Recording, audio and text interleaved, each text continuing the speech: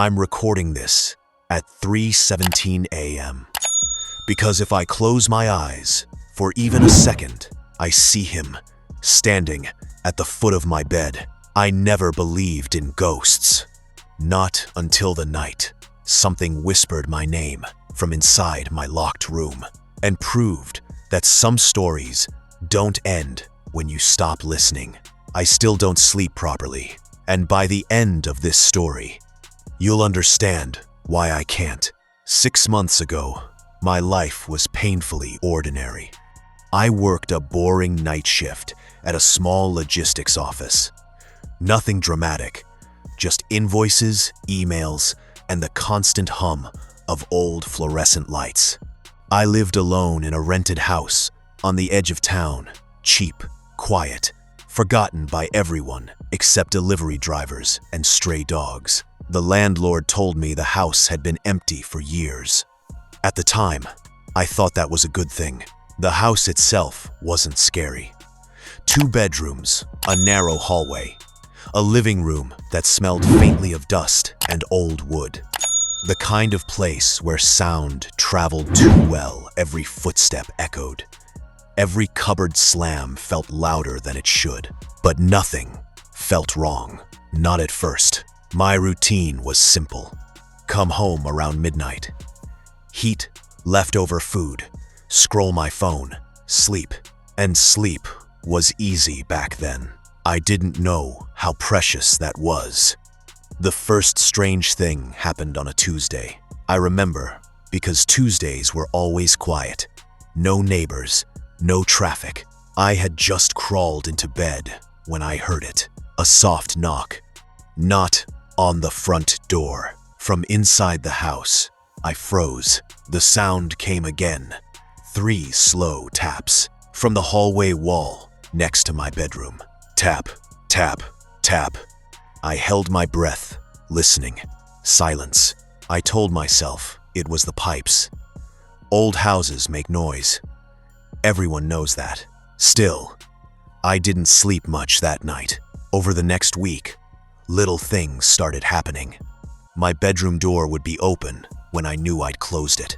Lights flickered only when I walked past mirrors. And every night, always after 2 a.m., I heard footsteps pacing the hallway. Slow, careful, like someone trying not to be heard. One night, I worked up the courage to open my door. The hallway was empty, but the air was cold, and my bedroom mirror was fogged, as if someone had been standing in front of it, breathing. That was the first time I felt fear settle into my chest. Real fear, the kind that doesn't scream, it waits. The dreams started after that.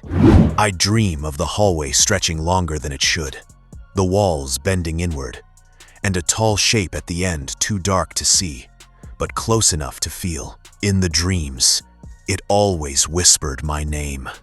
Not shouting, not angry, just familiar. Then, the dreams followed me into waking life. One night, I woke up unable to move. Sleep paralysis, I told myself. That's when I felt something sit on the edge of my bed. The mattress dipped. Slowly, cold fingers brushed my ankle, and a voice right next to my ear said my name perfectly. I screamed. The pressure vanished, but the footprint remained on my bedsheet. From that night on, the ghost stopped hiding. Cabinet doors slammed shut while I was cooking. Shadows crossed rooms where no light existed. And once, just once, I felt hands shove me while I stood alone in the bathroom. I hit the sink hard enough to bleed. That's when I noticed something carved faintly into the bathroom door. Words, shallow, old, don't sleep. My hands shook as I traced the letters, because I hadn't carved them, and I lived alone. I confronted the landlord the next day. He hesitated, then sighed. Years ago, a man had lived there alone. Night worker, insomniac.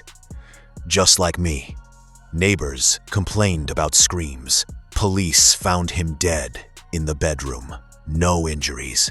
No explanation. But mirrors in the house were shattered, and the bedroom walls were covered in the same words. Don't sleep. I moved out that night.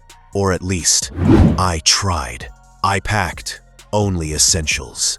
As I carried my last bag toward the door, the house went silent. No hum, no wind, no sound. Then the front door slammed shut on its own.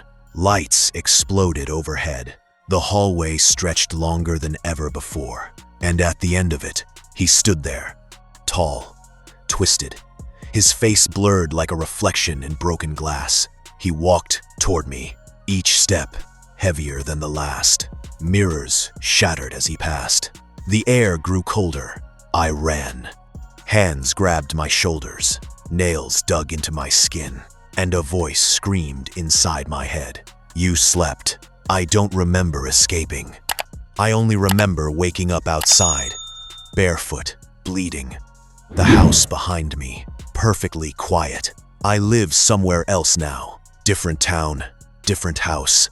But every night, at exactly 3:17 a.m., I wake up, unable to move, unable to scream. And in the dark reflection of my phone screen, I see a shape standing behind me, waiting. Because some ghosts don't stay in houses. Some follow you. And if you're listening to this late at night, just remember, if you hear your name whispered when no one's there, don't answer. The chilling tale has come to an end, but the terror can continue if you let it. Subscribe for more nightmares, like if you dared to listen, and comment with your thoughts. And remember to share this with your friends. But be careful. You never know who might be watching.